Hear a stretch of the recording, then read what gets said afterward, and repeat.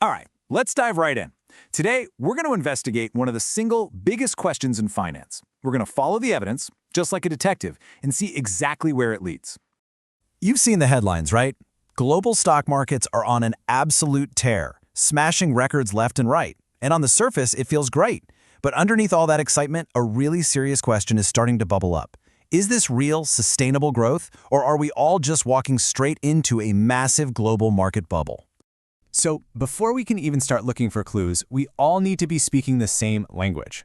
What are analysts really talking about when they throw around a word like overvaluation? What are we actually looking for? To put it simply, it's a major disconnect. It's when the price tag you see on the market just doesn't seem to line up with the real-world health and profits of the companies in it. It's like the hype has gotten way ahead of the reality. So, how do we spot that disconnect? Well, analysts have a whole toolkit for this. They look at things like price-to-earnings ratios, which basically asks, how much are you paying for a single dollar of a company's profit? They also compare the entire value of the stock market to the country's whole economic engine, its GDP. And, of course, they look back at history to see if we're sailing in completely uncharted waters. Okay, now that we have our toolkit ready, let's actually use it. Let's start sifting through the evidence in today's market to see if any of those telltale signs are flashing. What is the data telling us right now? And wow, this first piece of evidence really jumps out at you. Right now, the global price-to-earnings ratio is soaring way above its average over the last 20 years. In plain English, that means investors are willing to pay a much higher price for company profits today than they have for 2 decades. It's a huge bet on future growth, for sure. But man, is it an expensive one? And here's the thing. That value is packed into a very small space. Just look at this. A gigantic portion of the market's entire growth is being driven by just a couple of sectors, with technology way out in the lead. Now, that can create a serious vulnerability. If the tech sector catches a cold, the entire market could get the flu. This table shows another one of those potential warning signs. In a huge economy like the United States, the total value of the stock market is now much larger than the country's entire economic output for a year. This metric, which some people call the Buffett indicator, really suggests that the market's expectations might have gotten a bit detached from the real economy that's supposed to be supporting it all. These signals aren't just appearing out of thin air. History gives us a library full of old case files to study. So, let's go back in time. Let's consult some of these cold cases and see if today's patterns look a little too familiar. And you can see a familiar story playing out over and over, just with different characters each time. In 2000, it was all about dot-com stocks. In 2008, it was housing and shady credit.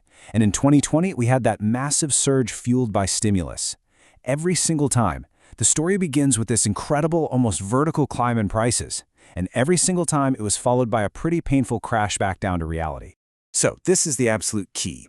The specific reason for each bubble is different, but the mechanics underneath are usually the same. It's this moment of euphoria, this rapid expansion of prices that just untethers itself from the actual fundamental economic truth. That's the real ghost in the machine we need to look for. But wait, any good investigation has to look at the other side of the coin. Is it possible that this time really is different? That maybe these high prices are actually justified? Let's check out the counterargument. And this really is the heart of the whole debate, isn't it? The bull case makes some great points. Corporate profits are strong, and we have a truly transformative technology and AI that could change everything.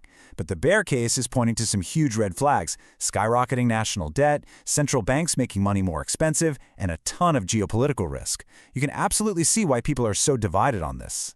So rather than try and give you a simple yes or no answer, let's do something better. Let's equip you with the tools to continue this investigation on your own. What are the key signals that the pros are watching like a hawk right now? Here's your own personal toolkit. First, keep a close eye on interest rates. When they go up, borrowing gets more expensive, and that tends to cool the market down. Second, watch what the central banks are up to. They control the flow of money into the system. And third, keep an eye on global liquidity. That's really just a fancy term for how much cash is sloshing around the world looking for a home. And that brings us right back to our central mystery. Are we standing on the edge of a painful correction, or are today's markets just accurately pricing in a future that's about to be completely transformed by mind-blowing innovation? The evidence is on the table, the historical patterns are there to see, and now the investigation continues.